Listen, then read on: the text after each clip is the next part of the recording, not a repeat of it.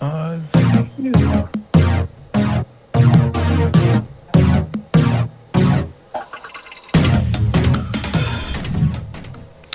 What's up, good people? Mark Holmes here, and as always, I want to say thank you all for watching, commenting, subscribing, and being part of the Joe Boo Sports Report. Without you guys, as well as you ladies, you know that this literally, and I mean literally, does not work. Hope everybody's having a great day. Man, you know what? Nothing like getting thrown under the bus, man, behind your back. Damn. I'm sitting here because I'm getting set up for this. I've been working here on the red brick house. We got the historic, the Waynesboro Museum's coming by tomorrow. My wife wants to do a bunch of different things on the house and running around and stuff. Michael came down to help and things. So I'm busy as can be, and I turn on Game Time Brian's broadcast, and here it is. People are just dogging me and my support of Dak Prescott. Ain't that a mother humper? What's up, Derek J? I'd shout out to everybody who comes in, and I guess we'll see how many of these mother humpers come over here that literally just threw me up under the bus. I see Walker. Well, you know Wade Brian's there. going to be here. I see Walker Wade's there. He's one of them. Brian, of course, he ended up hitting me up real good too.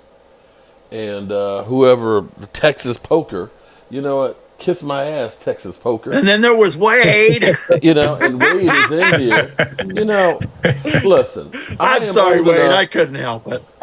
I'm going to say, listen, you know, y'all can go ahead and say that you just a Dak Prescott fan and all the other bullshit that goes with it. I'm just old enough to remember the long list of stiffs that we've had in here with the Cowboys, including Andy Dalton. Y'all remember Andy Dalton? Remember when they were talking about, oh, there's no difference between Andy Dalton and Dak Prescott. Yes, there was. Yes, there freaking was. That's the stupidest thing Skip Bayless has ever said. Well, that was Colin Cowherd. But in the same breath, you know, now we're hearing about Derek Carr. Well, Derek Carr could be a replacement for Dak Prescott too. And my reason for saying this is I've seen too many mother humpers that have gone to the other side thinking that the grass is greener. Oh man, man, screw this woman I got, man. Let me go get with this other woman over here. Then you find out, you fucked up. And once you fuck up, man, you can't go backwards. That's my whole thing on here. Because if somebody's got a better solution, I just don't see a plan in here where we say, get rid of him, we got something better. If you got something better, I'm all for it. But at the moment, I don't see anything better. So I guess we can start there for the day. How you doing today, Wade? You driving around with the Super Bowl trophies? Oh, yeah, nice, pretty background, on the horizon. That would be nice. Wait, you need to put the other two in there. Oh, yeah, you're right. Well, he doesn't want to make the Eagles too jealous. It's hard enough for them to see three. That's a nice background, right, Eagles fans? Them shiny trophies right there. Go ahead, Mark. Give him the Kelly says, no worry, Mark. Lots of people are supporting our man Dak. Shout out to Roland's Review, Stacy. There's the five. They just popped up. Look. The five. There you go. Okay, there you go. All right. So, yeah, you've got it. Okay, so you've got the portrait on there. We only see three. So, for Eagle fans, there we go. The 5 rings. There you go. I've got them over there, too. You know, I tell you what was kind of cool yesterday. I went to this antiques mall. People were telling me, oh, you got to check it out. It's huge. It's like 5 football fields and stuff. And I came across this. And I looked at it. I was like, that's the strangest looking cowboy hat I've ever seen in my life. 2 stars? And they're kind of funky stars. So, and you look at the hat in there, it just says, it's definitely not an NFL license, okay? It's an old hat. Mm-hmm. It says made in China. There's no who made the damn thing. But what I noticed on it is 88. So it's actually well, and that's where I wasn't sure what I was looking at. I said, is that? And so this one, somebody had already won. Pearson? It's Drew Pearson's. So, and I can't tell who the other one is. I can't tell if it's 54. I was looking at Randy White's, or if that's 84 that's on the hat. So, it could be 84. Let's see. Turn it so we can see it. Oh, so you guys can see it. Okay. That might be Doug Cosby. Maybe it is Doug Patrick Cosby. Creighton right there. Huh? Oh, Patrick Creighton. I don't think so. Okay. No, I think it's anybody Doug, who would get Patrick Creighton's signature with Yeah, with that'll Drew take the value Pearson down. should be beat to death. Okay. You don't put Patrick Creighton with Drew Pearson. So I'm not sure. Maybe it is. Maybe it is. Might be Doug Cosby. Might be Look Doug his Cosby. up. But it's definitely an older hat, so I'd probably do something to give that away. But found it actually at a mall down here, at an antique mall. So I said, well, it's only $20. Let me buy it anyway. So we're sitting here. Tomorrow is the 1st of July. The Cowboys fly off to Oxnard on the 23rd. Camp opens on the 24th. Time is running short. Anybody think we're going to do anything other than sign UFL players? And, crabs in a barrel here and, kind of Bring saying them in Micah for should now, be. and then see what they do, and then cut their butts. They're going to stay the course. They're going to stay this course. Anybody think that this year is going to be an implosion? No. Nope. I don't think so. No implosion, but no improvement. That's more I'm still saying 12-5. I'm still saying 12-5. I say 11-6. But you know what? You never know. I always say 11-6, and it's been 12-5. So I'm gonna stick with the 11-6 and hope we go 12-5. The funny thing is listening to Philly 500, who thinks that everything is hunky dory. Now today he's talking about Nick Sirianni is great because Devontae Smith was praising him and this, that, and the other. It'll be interesting to see how they do, but I think they're actually headed for a bigger fall than we are. I'm still worried about my defensive line. I have to say that. What's everybody else's worry besides that? That and running back too. I think we got a lot of guys, but I don't know that we have a lot of really good guys. Let's wait and see what Mozzie does before we can say, we don't have a defensive line. I think he's going to surprise us. Training camp's just a few weeks away. Let's just see how it all plays out for starters. See what we're looking at for the moment. I think Mozzie is going to surprise us this year. I really do. I'm still stuck on how the defense responds to Mike Zimmer. That's my question. Shout out to It can either go really Mike good is or really bad. Sights. Like I said. Oh man, okay, so we got Brian Green coming in here. Shout out to Randy, our first super chat of the day.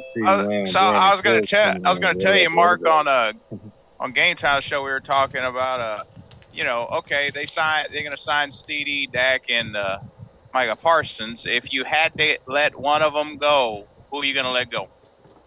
Who are you gonna trade?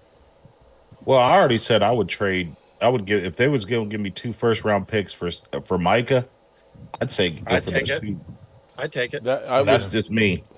Because you don't want to get rid of CD and you don't want to get rid of Dak.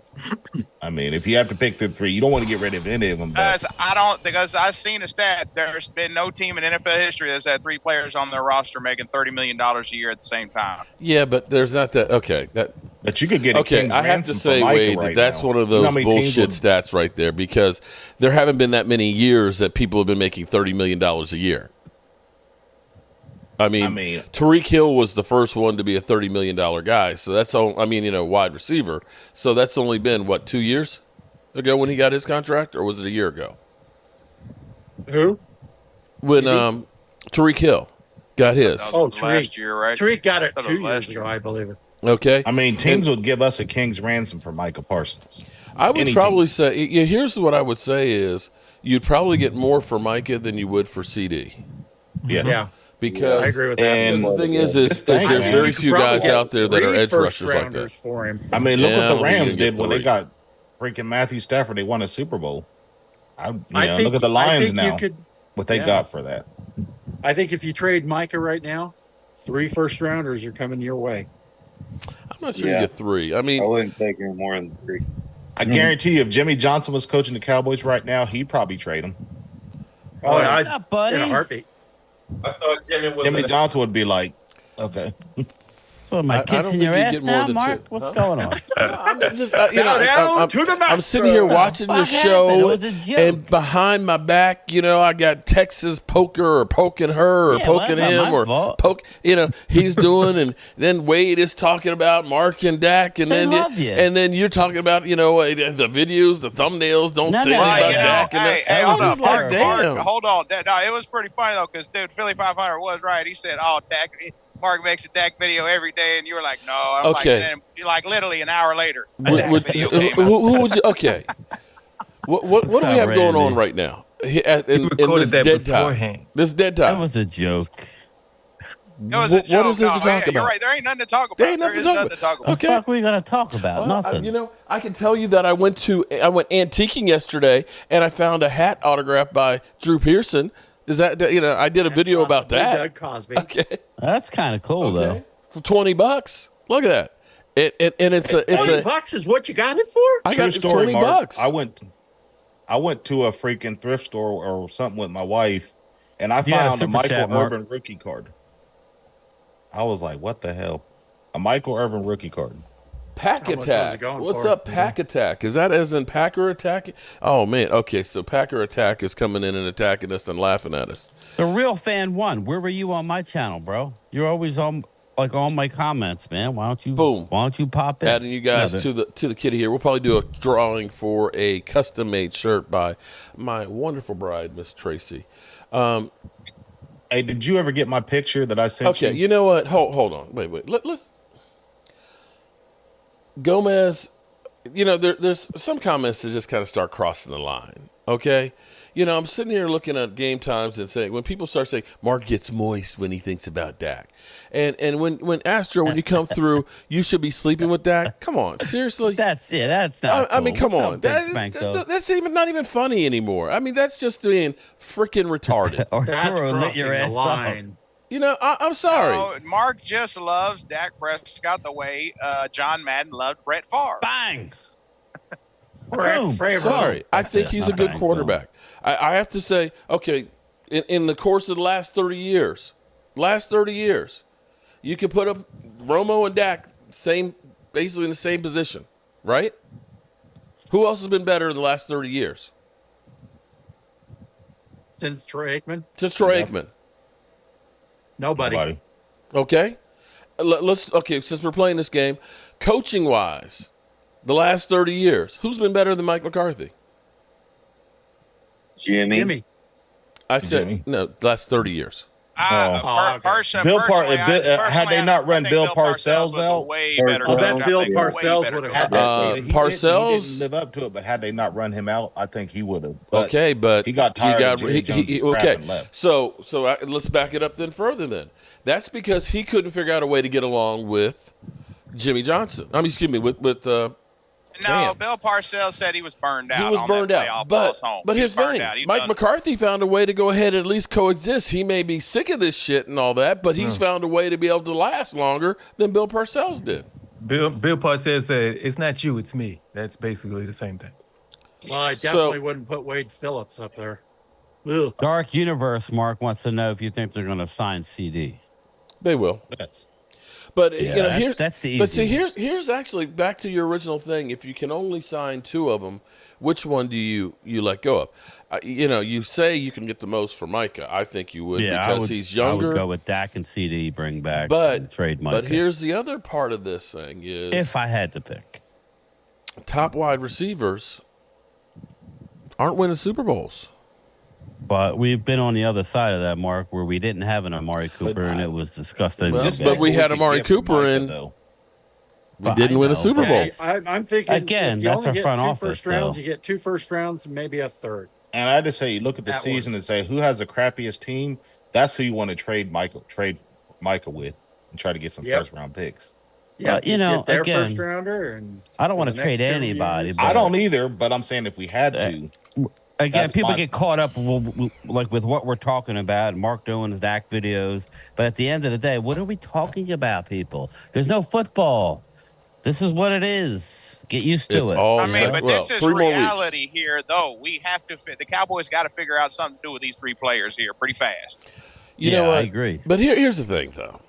here, and it made complete sense. Okay, you think about the Cowboys always seem to like to do contracts in training camp, and this is the perfect reason why they do like to. You know why? Because Jerry Jones likes to get the guys one-on-one. Away. Mark, did you have to let him in? Yeah, trying to get But no, seriously though, all the way. Jerry It's gonna be Jones. Eagles Cowboys If for the you're next doing hour. it in training camp, you can get one-on-one times. Hey, Dak, you know what? Let's hammer this thing out. You don't really need your agent. There he is. He's trying to get the best deal that he can. And the reality is at this point, does it really matter? It's the window is already open. Once Jared Goff got 34, and now Trevor Lawrence got 35. We've been talking 60 all along, right? Haven't we been talking for 6 months? 60 million? Yep. What's changed? Oh, Nothing. Oh no. Did I see that Who woke him up? Wow. I come in peace. I'm just listening, guys. Yeah, he's smoking the peace pipe. I sure am, Mark. I sure am. Everything's copacetic in Eagles land. Oh, I don't know about that one. Oh, listen, Mark. Listen, I understand you have all kinds of feelings, but what you fail to realize is that the total authority spoke a few days ago. We're done. No need. You can say whatever you want, but the authority spoke. The authority? What authority? Lane Johnson. Lane Johnson gave a very good interview, laid the law down. It doesn't matter what you or any other Cowboys content creator says. The man spoke. We're done. We're done. No need to argue with you. No need to. What did he say? Well, basically, everything's good with the coach, with Nick Sirianni. The players are 100% behind him. They support him. He said that Jalen is becoming more of a vocal leader than he has in previous years, which is good because he's starting to see that maturation. He likes the way Cam Jurgens has transitioned in the center role, and I think he believes that because he did so well at the guard position, that rapport playing guard with the other guys on the line makes it easier. He's impressed with the way Mekhi Becton has taken to Stoutland University. And, the things that he believes that the things that went on last year that caused that debacle, you know what I'm saying, could be out the building now. So he's pretty happy. Like I said, you're not. I said the total authority. Say what you will. You know what? But Lane, it's so Lane funny. Johnson It's so spoke, funny. so Okay. I'm done. Okay. Well, so he's a politician too. Okay. All right. No. All right. Mark, okay. listen, okay. listen, Well, Mark. good. Mark. Come on now. Look. If you're gonna assign something to Lane Johnson, make it sound like Lane Johnson. Lane Johnson and politician don't even sound right, and even Cowboy fans know that. Now, come on now, Mark. Don't insult our intelligence like that. Y'all don't have any intelligence, man. Huh? Y'all don't have any intelligence, man. Okay, but you respect that, man. That's all I know that. I don't care what you say. You respect that man. You do. All of you do. Okay. All right. So one guy. Hey, Leo. So one guy is trying to How does that make majestic the shit view shine. look behind me, Leo? How does that majestic view look? Oh, it looks good, man. Looks 5 times better than his. That looks good. It looks good. You should be proud, and it's well deserved. Y'all earned those. Y'all earned those 5. I'll give you that. No problem. I think you know what? I wish I could sit with 5 trophies behind me. I wish I had that. You could, man. Just step over to the blue side. Well, at least have one. No. Step over to the blue Still side. accepting applications? No. We'll get our You're 5. halfway there, man. You're hanging out with Cowboy fans. Hey. We'll get our 5 championships before y'all get y'all next one. Damn it. Oh, bro. See? Okay, and this is a guy that had to wait 50-some years to get one. Okay. See what I mean? I told you. Please. I told you, Mark. I told you. I'm on something. I feel so relieved. I feel like a total weight was taken off my shoulders as soon as Lane Johnson gave that interview. I was Okay. like, I'm All good. right. Moving right along. Okay. I'm good. He's he's got shits and giggles and grins and all that stuff. So I'm good. he's So Lane happy. Johnson's All like right. Zach Let's get to Martin, Cowboy like fans Zach in here. Martin, Zach Martin. I mean, people Yo, talk, Mark. he listens. All right, I'll say this though, for all of you, I apologize for old boy last week. I saw the video. For who? I went back and looked at it. What video? What? About him saying the Eagles are the gold standard of the NFC. Oh, that dude. Yeah. Mark, I had to go back and look to see what. Were you actually embarrassed to say, "Damn, about. he's an Eagle fan"? I was like, that's not what you say out loud. Now it's funny because there's an Eagle fan. I mean, actually, it's kind of crazy because I'm not in Philadelphia and I'm not in Dallas or anything. Right. But a few years back, I was working at one of my houses down here, and this guy makes a U-turn in the middle of the road and comes on up, rides right on up to me. He's like, "Mark Holmes, I've been looking for you, man. I'm an Eagle fan." I'm like, "Oh shit!" Damn. I'm like, "Oh shit!" Dang. Because just like my man thought he Doug rolled up on me and said, "I got a beef." I'm like, "Man, I don't know. You just don't know people these days." Mark took out, but Mark no, took out his camera. he's actually really cool. He's really cool. Just In fact, I saw him this morning and stuff, and I was hauling some stuff away. He said, "Man, I got a roll-off dumpster and stuff over there that you can use. Don't feel like going to the dump or saying, or if you need some help, give me a call and I'll bring by my dump trailer." And I was like, "Man, that's pretty cool." So I'm like, okay, there Mark, are a we're few of them good out there that are people. pretty cool. Maybe the ones that Mark, aren't we're in good Philadelphia people. are cool. We're good people, okay? We're the ones you want sitting at your table during the repast. We're the ones you want to sit at your table during Thanksgiving dinner. You know what I'm saying? Like that's we the party. I got a story to tell you too. It's a long time everything. ago. Let's hear that story. That's when everything jump off. All right, so I was driving. Leo's I had asking a to be hoodie on invited that over said for "Them Boys." Thanksgiving. I think that's what we're going And I don't with know that. how the dude seen me, but I went to Little Caesars and give me something to eat. And the dude rolled up on me. He was like, "Oh, I just wanted to say, fuck the Cowboys." Like, That's right. I was like, "Damn." Yo, loyal. Look. Tell the truth. We always on. I don't know where he seen me. I didn't even really have. I just had a gray hoodie. I on. used You to couldn't get really that. see them boys, but I would get that leaving the stadium after we was like, win damn. at the vet. Dallas still Yeah, sucks. yeah, Like, that's I right. know, Well, I tell you know, what. I know. Yeah. When we went to the draft in Philadelphia, me and Mike are still wearing Cowboys jerseys. We came out the hotel and stuff, and there was a crowd of Eagle fans. It said, "Man, fuck you." Excuse my language. "Fuck you, Cowboy fans," and everything else. And I was like, "Damn." It's like, okay. And then he said, "Nothing personal, man. We just got to keep it up." It said, "Have a good time." I was like, "The fuck is that?" I was on vacation one time in a Dominican Republic, and I seen some people walk by and say Dallas sucks, and they didn't have any jerseys on or anything, but I assumed at the top of my head I was like, they're probably Eagles. Got to be Eagle fans or Commander fans or Giant fans or 49er fans. And be careful. Be careful of the ones that identify themselves as 700 level fans. Okay, Those are the ones that's you got to the real- be careful of. Those are the real cheap seats, right? Yes, that's where all the fights. Wow. Like Back where in the day, like where like where the we 700 got level, you would find fights on yeah. one side, and then you would find a guy and a girl going at it on the other side. Like the 700 dad- level is the reason why there was a court and a jail in the stadium. My dad was like, Wow. son, don't look at that." Yeah. Well, and And what did I do? I looked at it. Yeah, like that's the reason why we got the court and the jailhouse in the stadium. It was all because of the 700 level. Well, wasn't it at a New England game that a fan got pushed off the top of the stadium and died? Wasn't that last year? It was at a New England Patriots game, I thought. You know what? I think something did happen like that. Somebody Something like pushed that him and happened they at fell. 49er Stadium too.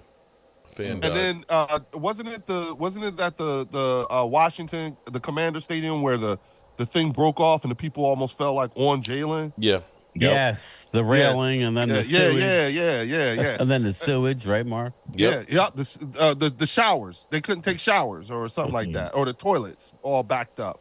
Well, yeah. Well, no, there was a broken pipe, and sewage was coming out of it. My brother-in-law actually played for the Eagles for a couple of years, so we got to go to the games, and I got to go to AT&T Stadium's first year. The year the new stadium was open, and he told us that when the players' buses come in, when the visiting team buses come in, they actually drive for a good. He said we were driving for a good minute underground, and it is vast underneath that stadium. Yeah, and I remember going to the visiting team's locker rooms. It was Michael Vick's first year on the team, and I remember former President George Bush was at the game, and you could see where they had his limousines parked, where the buses are actually right there at the locker room. They can drive up to the locker room. It's crazy. When I was a kid, man, I would line up outside, and you had such close access where the vet was. You could literally walk through and stand outside the door, and they would have a rope line going from the door to the bus, and you could get real close. Not that nobody's going to know this name, but Butch Johnson walked out. My dad's like, "That's Butch Johnson." We walked over to Butch. I shook his hand. This was, I think we lost the game, but whatever. It didn't really matter. You just got such close and personal with the players, and then it was funny because then you saw the bus drive away, the eggs getting thrown at the bus because you had to go by you actually went by the parking lot where the people parked. It was crazy back in the day. At game time, didn't Butch Johnson become the head coach for the University of North Carolina at Chapel Hill? Yes, he did. Okay, All right, I thought so. He was. He's a name that not a lot of Cowboy fans would know, but I love Butch Johnson. He was one of my favorite. He was fun.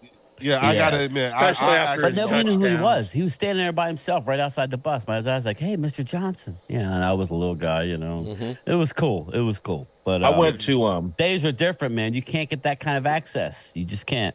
I went to Dax and Zeke's rookie debut when they played the Giants at AT&T Stadium. Oh, wow. That was when Bush was there. He did the coin toss, and I remember I seen Jerry Jones's helicopter landing.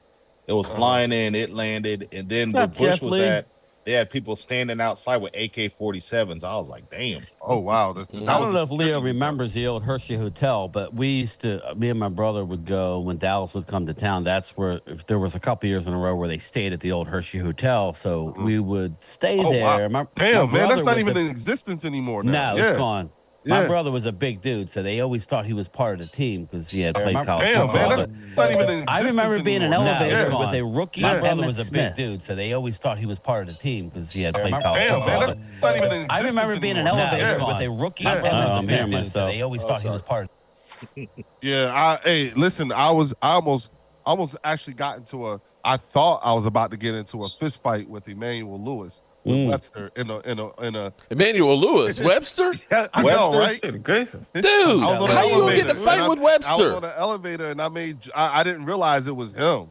And I was like, and I just said something like, I got pushed into him. I said something like, "Oh, my bad, little man."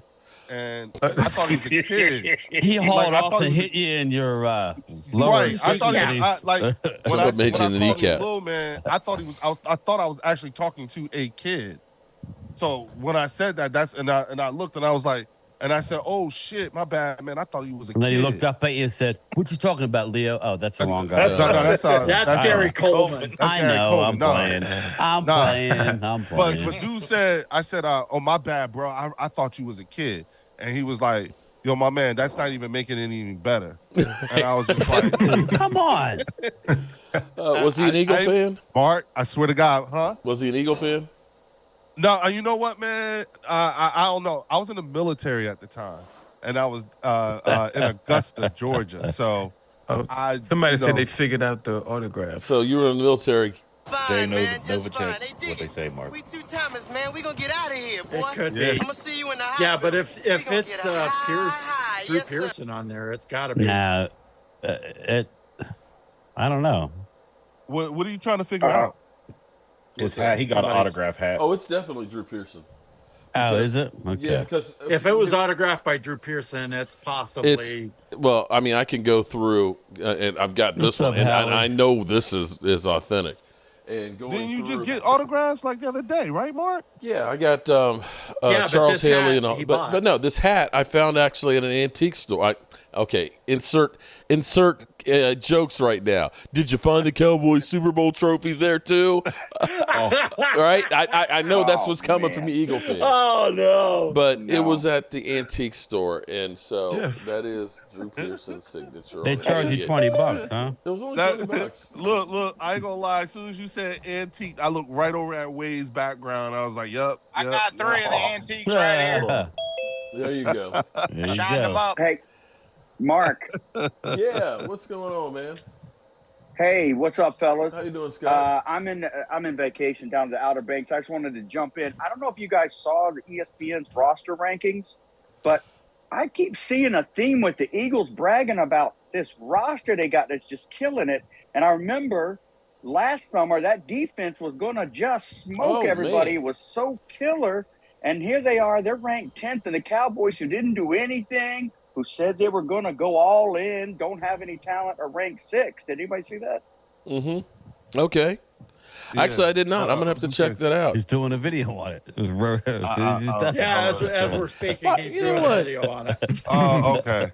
Is he like shot hold fired? on, hold on. Is that Wait, what, is that what No, that I think I it's funny feel- that the Eagles I feel think this they had narrative that I Kiss his keep ass, so getting. I'm getting them back. No, I keep getting this narrative from people because, Philly 500, he gets flustered when we're doing the Dan Leo show. Well, you're doing 10 videos or 50 million wow, he's videos a jealous. day. It's like, jealous. okay. Is the problem because Those who can do. Those who There you go. You know, if the Cowboys at the end of the year have like the 6th overall best defense in the NFL, I will be surprised. so those who can do. So I can. So I do. It was the whole roster, not just the defense. It was everything rated. Well, Whoa. here's the you know what I want to know, because I keep hearing Eagle fans that have been pounding their chest and everything else like that last 7 weeks of football didn't matter, right? And even preceding that, you kept looking at losing games, or excuse me, squeaking out games against the bottom feeders in the We NFL. need to mute Thomas. Okay, but He's I hammered. still have not heard Look an at him. answer to why they collapsed like that and why they should be considered that they've turned around. That's what I keep. They're so arrogant, talking about how great they are and the roster and this, that, and the other, but somehow you guys went off a cliff with the great roster that you had last year. And I still. What if I was to give you a reasonable explanation right now? Please do. Give me a reasonable explanation. Sean Desai, Matt Patricia, period. Okay. Communication, Mark, period. First time. We gave a Ferrari to a first time offensive coordinator and a first time defensive coordinator. We gave a Ferrari to and they didn't know what to do with it. Mark, they weren't playing well even before that. That's what Like I'm Sean was the most obvious Sean collapse Desai ever. inherited 2 All-Pro cornerbacks. Yeah, This was a team that took the Redskins to OT You know what I'm saying? before the They were Redskins. playing a lot Sean of tight Desai games. inherited a defense that had 70 sacks the year before. You know what I'm saying? Brian Davis, same thing. You know what I'm saying? Okay, Communication. but wait. I hear what you're saying. I hear what you're saying. But sometimes you peak and you have a great year. Again, No, because I'll go through and say the Eagles in 2017, they were fourth place in the division, weren't they? Weren't they in last place? bro, let me tell you. And then they win the Super Bowl. Nobody saw that happen. Exactly. Nobody saw that Yes, happen. exactly. That's the great thing about football, man. Nobody ever sees it happening. Playoffs, the walking wounded. Okay, we went into the playoffs, the walking wounded, and the thing that set everything off again, Lane. As soon as Lane put that fucking dog mask on, Okay. it was on and popping. I hear what I'm you're just saying, that it's your bruh. coordinators, but listen to me. All I'm saying is, I keep hearing, well, we still won 11 games last year, right? And when we were blowing people out, they're just saying, oh, well, Dak Prescott, he's just getting stuff in garbage time. And they were equating that the Eagles winning close games was better. But here's the thing, wait. Let me just go through this real quick. Your first game, New England, you won 25-20. 25-20. Mac Jones threw 3 touchdown passes against you. Mac Jones. Operative word, won. What? Okay. Minnesota Vikings. Kirk Cousins didn't have a starting offensive lineman. Justin Jefferson, before halftime, fumbles on the 1-yard line. It goes out of there. You win 34-28. Operative word, won. Commanders, in overtime, 34-31. Operative word, won. Okay, and that's but what that was happened. just That's what happened last Commanders year. the second time. Well, 38-31. then that means Dax wins even against tomato cans. They count too. Operative word, wins. Well, Scott easy wins. Scott how has Dak's on-field success translated into postseason success? I'm waiting. I'm going to say it. Okay, so you're getting to the Super Bowl and losing. You know what? There's a thing called accountability, right? And the one thing that I have consistently said since I've been coming on this channel and talking to you guys, and when you guys allow me to speak, I'm going to speak my piece. But here's the thing, you know what I'm saying? Accountability. That's the one thing that you cannot. That you can say about I hear you. But what if you don't have? But what if when you said, I want to know what happened last year? I did too. Guess what? They did a triage. Okay, but Leo, you're very, very passionate about your team and stuff. And like I said, you and I need to go one-on-one so that way everybody else gets a chance and stuff in here. But no, one-on-one as in just the two of us. It's a cage match, okay? I want the smoke, Mark. I want the smoke. And we should do that now because there's nothing else going on. People would tune in to, an all-out, no holds bar, and I'm beating you over the head with the chair. Are you going to need a referee for that one? No referees, man. It's a cage match, okay? Let's just 2 men enter. And let's get all the Eagles guys in there. Get Philly 500. Get Dan. No, man, I get double teamed every Wednesday. Throw down. I get double teamed every Wednesday. I need some extra help. Okay, I mean, or at least one. At least let me go one-on-one. Eagle fans in here. I can handle it all by myself. I've got one thing though. If you guys were walking wounded, we were a walking MASH unit. Ain't no lie. We're always broke down. Yes, but the thing about it was all I'm going to say is Leo. But Troy, when Lane put I'm saying when Lane put that dog mask on, that whole next man mentality thing, they actually freaking subscribed to it because it was the next man. But what if it's not? What if Kelvin Moore is what I say he is? And what if he isn't? What if he's more than what you say he is? Here's what I can. You know what? Okay, I tell you what. Wait. Here's what I can say. Dak Prescott has performed in regular season, at least, has performed well. It doesn't matter who's been the offensive coordinator, right or wrong. Correct. You're saying Jalen Hurts couldn't perform because of that offensive coordinator, right? Last year, yes. Okay, I'm just checking. Yes. So what if it's if they don't mesh this year? And what if this was the Eagles just had a great season that they stayed healthy on and they made a run, and now you're actually back down to being just a team? Because typically, hold on. Go ahead. Typically, let's go back and say the Carolina Panthers, where they were 15-1 and went to the Super Bowl, they dropped off the face of the earth. Let's say the Atlanta Falcons, who made a run, went to the Super Bowl. They did make the playoffs the next year, but they did a slow burn down to oblivion. Let's say the Denver Broncos. They went through, they won the Super Bowl, and they basically dropped off to oblivion. What if that's the Eagles' trajectory, that you're slowly getting worse in there where you've got to get to the point of rebuilding again? How many times has the Philadelphia Eagles team been rebuilt since Chip Kelly? Only once it's worked in its whole history. No, Scott O. I want you to listen to very carefully when I ask a question. I need you to get the details right. I said, how many times? Not did it work. How many times has that team been rebuilt? Like 3. Okay, so that lets you know from an organizational standpoint, we are not adverse to that. You say it like it's a bad word or we should be scared. And we haven't. We have proven to you over time in the last, since Chip Kelly, that we will rebuild if we have to. And everybody can go. We got rid of Carson. We got rid of Doug. Did I agree with those? With all those decisions? Hell no. But guess what? Cocaine is a hell of a drug.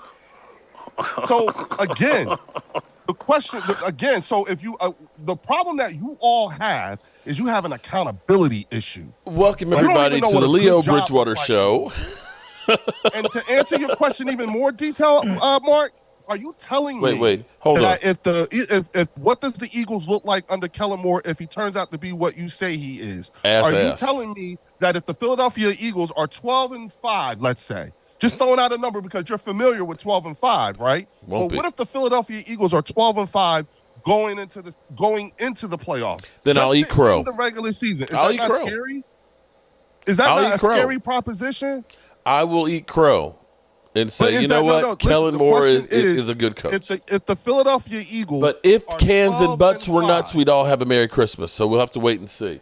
So anyway, I got my man Angry Cowboy who's been in here, hasn't had a chance. Chris May hasn't had a chance. Okay, Edward Strickland hasn't had a chance to say a word.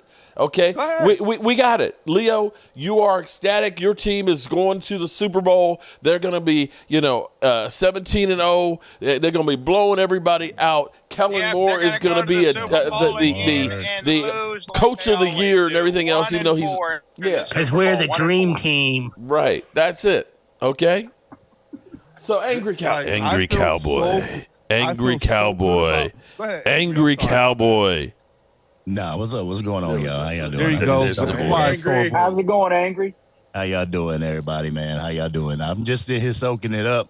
But one thing Leo said, we do have an accountability issue.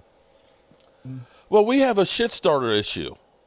And that's Jerry Jones. Jerry Jones has created this monster that everybody, you're in the media, you're in the spotlight, everybody wants to talk to you, everybody wants you to be on their podcast or create your own and be the president of Bleacher Report and air all the dirty laundry. He's reaping what he sows. So what do y'all think from here? Because I think the defense is really dysfunctional. That's what worries me is Man, defense gonna have problems. Yeah. Well, Angry, like I said before, this could go one or two ways with the Dallas Cowboys defense. Either they're going to buy into Zimmer or it's going to be really bad. Yeah. I almost feel like they need to get together and have like a come to Jesus meeting and stuff on there. And what Malik Hooker said, I'm not, we've said the same thing with Micah. I'm on both sides of the fence. I'm sorry. That's the kind of guy I am. But he does do the podcasting on his day off. But then, I'm old school where we didn't hang out with the Eagle players or the Washington players in the off season and doing all this, that, and the other. And I get it. It's a different game because now it is, as DeMario Davis put it, I am a sole proprietor. I get a 1099. The team is me. And so it's all about me. And I've got to make as much as I can for me and my family. Because at the end of the day, they got no loyalty to you. So I get that. That's where you've got to make the most of you can on this. But, everybody's going to want a piece of you. And they kind of set Malik up with the way they had asked the questions. First of all, I'm trying to understand how they're saying that he should be paid fourth.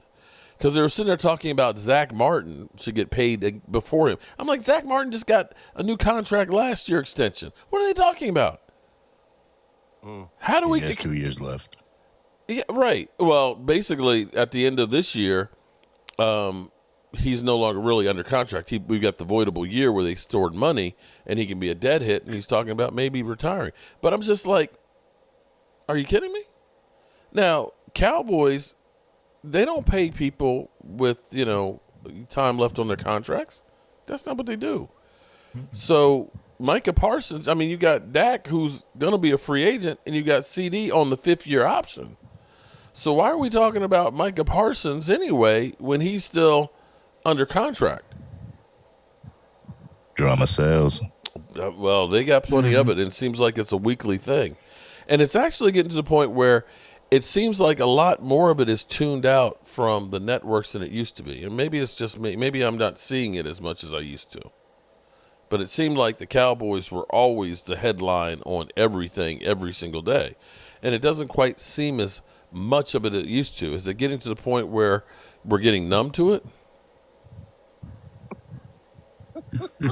Or ignoring Leo. Cowboys have been nothing Leo, but you got where your Jerry linebacker stiffing a hooker. Yeah, Wade, you're right. Mark. I mean, damn, y'all don't remember the interview after Jimmy got fired and Barry Switzer came in, and then it was just absolute shit show off season and all the rumors and drama, and then Barry Switzer had to do that interview with Dale Hansen. There's nothing wrong with the Dallas Cowboys, Dale. It's all a lie. Then next thing you know, they got the White House, all the stuff going on in the background. I mean, this is what the Cowboys have been since the mid '90s. Drama. That's all it's been. You ain't lying about that one. Yep, and expecting a leopard to change his spots is ridiculous. It's going to be this same thing this offseason, next offseason. And Jerry's the forefront of all this. Jerry and Steven are the forefront of all this too. Hey, they love it. And now, with all this going on, listening to y'all, Mark, how in the hell do you even have the bandwidth to think about what's happening in Philadelphia? With everything that is actually happening with your team, bro. Right now, they're how actually, do you even? Here's the thing, bro. I don't get this, bro. It's silly season. Even though we got a lot of drama, we will kick the hell out of the Eagles this there year. you go. That is a fact. And here's the thing. We're making more of it than it really is. I love you, Wade. For real, I swear to God, I love you, dog. I love you, man. Listen, there's nothing really to talk about. Okay, it's the same Don't stuff. let us hang a Jerry 40 Jones. up What on is you it? with this damn drama we got going on? Do not let it happen, Leo. You know what? All right, between you, because I'm actually coming out, so I know I'm gonna see you. You're coming out, and I know I'm gonna be with Mark. You gotta refrain that. Somebody can clip that, and that's dangerous. What you talking about? Correct yourself. I'm coming out to the there. game. You said I'm coming out, and then I'm sorry. No. Okay. Now I don't know if I should go to the Cowboys-Eagles game. I'm coming out to Dallas for the game. Leo's coming out. Should I go to the game, Mark? Because I've seen the Cowboys play the Eagles 5 times in Dallas, like off and on through the years, and we've lost all 5 times. No, you keep your ass at home. Out, okay. Come on out. I thought it was me, bro. It's you. Come on out, Wade. Come on, man. Damn. It's me. Come on. It's me and Mark. Come on. Mark gonna be there. Look, Holly Pierce, shout out to Holly. Here's Holly. Leo wants to know why Mark is worried about the Eagles when he's on a Cowboys fan chat. All right, good point there. There you go. Nothing like getting bitch slapped when you're coming out. Oh Lord Jesus. That's how you. That's the way it goes. That's the way it goes, man. I love being able to sit here and just listen to you guys, trash your own team. But you can do that. You know what I'm saying? So I don't really have to say too much. I just wonder, how is it possible? You can say all this stuff about my quarterback, but your quarterback is going through something. You can say all this stuff about my linebackers room, but your backers are going through stuff. Let me ask you something, though, Leo. Leo. This is normal to us. So Hold on. we're used to it. The Eagles drama is something different because it's new, it's fresh. And I want to know. Serious question. Serious question for Leo here. Sure. Okay. I want to know, what did it feel like week after you lost to San Francisco, the Cowboys, the Seattle Seahawks? You barely get a win against the Giants, and then it followed up with a loss to the Cardinals, and then a loss to the Giants. What did that feel like? I tell you what, Mark, I'll make it really, really, really, really simple for everyone here. Just go on my Instagram and look up the Bird section or Smoking Heroes or even me. It's all there, week after week after week. And the things that I was saying, it hurt. Not even going front. It hurt, especially when you didn't know what was going on. Because I again, like I've said this before, at the end of the year, I was like, I think it was like one of the first time me and you spoke. You need divine intervention. We need a whole off season to know what in the hell happened. Because when you have, to your point, Mark, we lost like 5 of the last 6 You know what I'm saying? Mm-hmm. To your point, when that happens, that means that something catastrophic happened that's beyond the cameras. Something happened on the team. But how do you know that you can recover from that, bro? Well, but see, here's the thing, though. I would feel that way if there was absolutely no activity to address that. But the fact of the matter is that the owner, it was so catastrophic. That's when you started hearing Jeffrey Lurie's name, and I remember saying, "That's not when like it must be really serious if Jeffrey Lurie is actually making it known that he's getting involved." And then you saw what happened after that meeting. He had Nick Sirianni and Howie in his office, and they had to come there with some sort of a plan, whatever explanation, plan, the whole 9 yards. Whatever it was, you saw what came out of it. They got rid of Matt Patricia, Sean Desai. They got rid of Brian Johnson. They cleaned house, okay? And then they went and got real football people. Vic Fangio, people who are older and or as experienced as Nick Sirianni, Kellen Moore. You see what I'm saying? And then you see the investment in the actual coaching staff. So for me, it's not like I'm excited because I feel like based off of that activity, not just Kellen Moore. Y'all get stuck on the whole Kellen Moore thing, but I'm looking at Clint Hurt. I'm looking at all these other damn coaches they done brought in here. And I'm like, God damn, because our coaching staff just got older. Didn't get younger, it got older. And okay, I like it. And then you got guys coming back.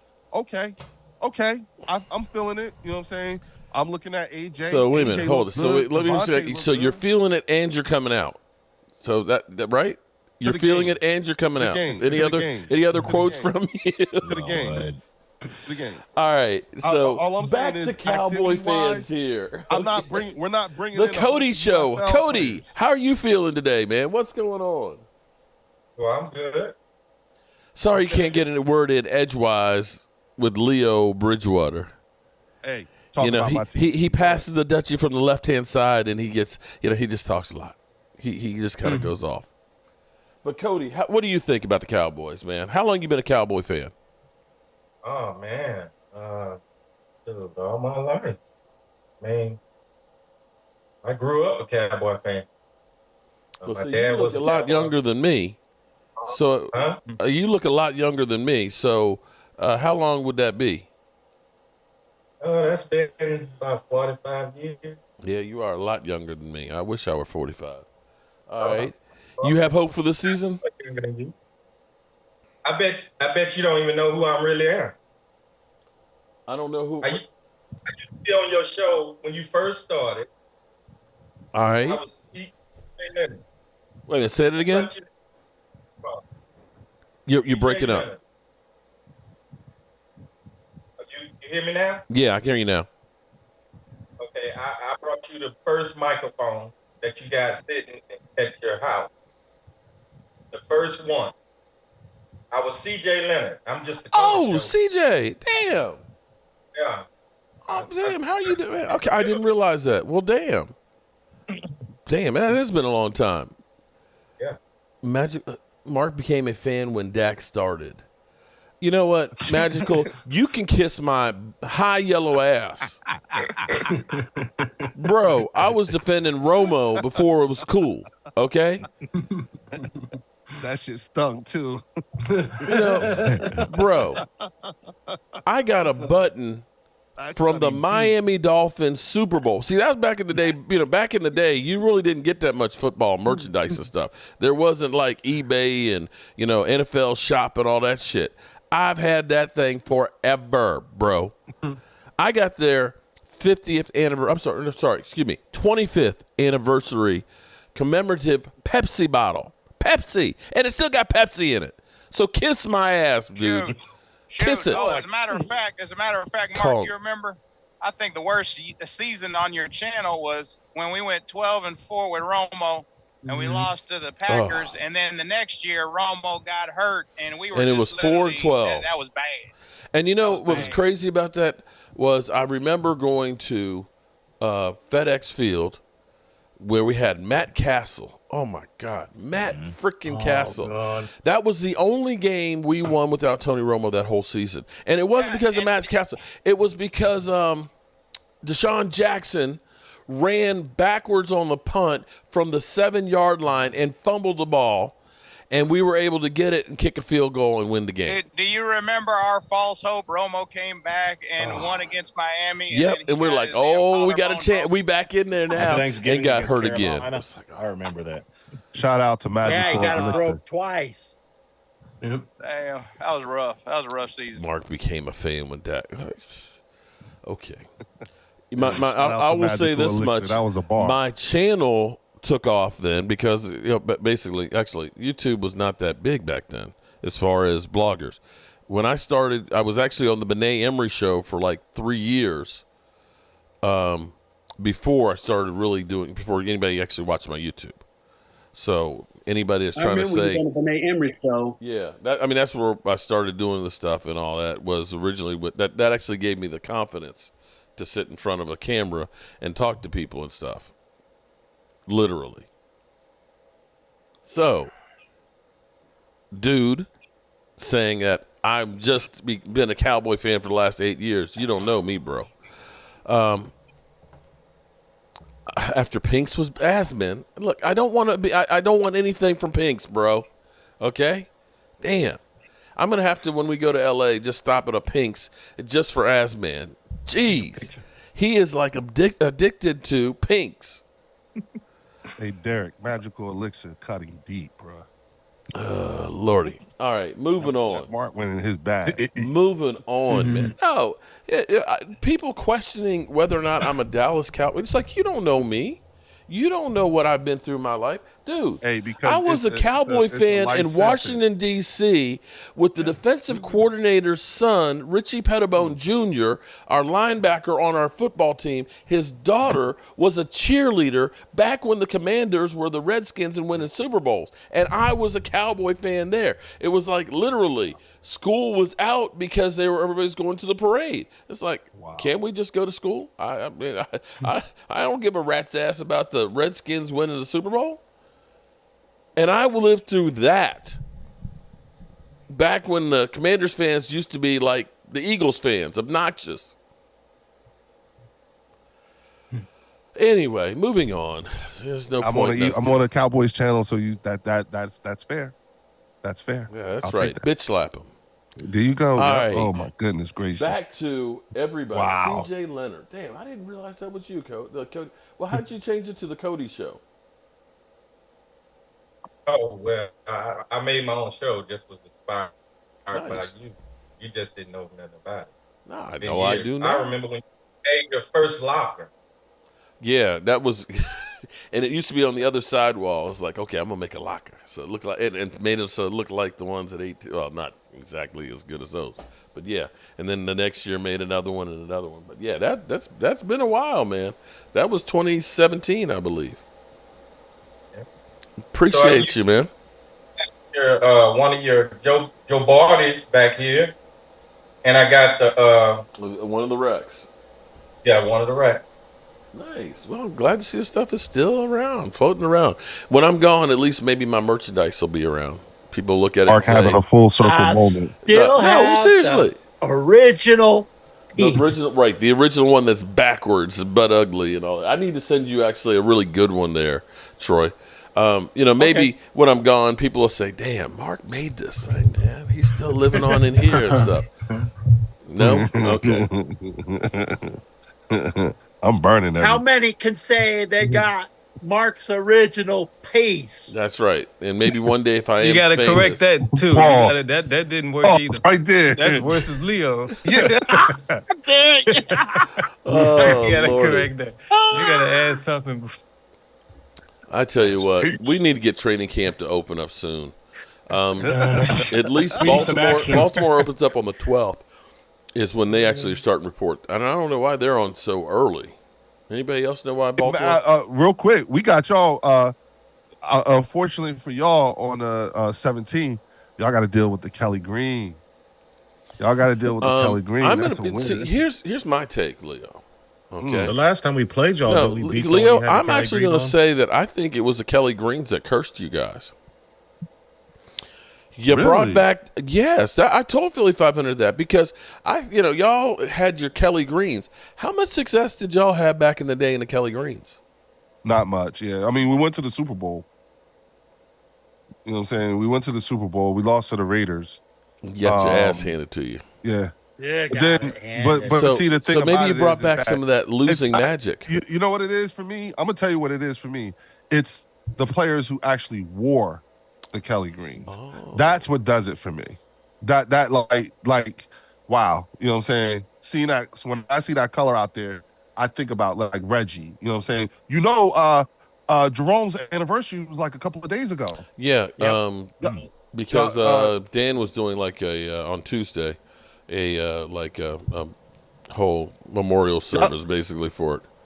Yeah, it's like 31 years. About 31 years ago. Yeah, oh, Coach years. Jeff, yes. I remember when Billy Kramer, he threw the ugliest pass in football. He literally threw ducks. They were like, "Wang," when he threw the football. And he always looked like he was drunk when he was on the field. I remember, Kilmer. Yeah.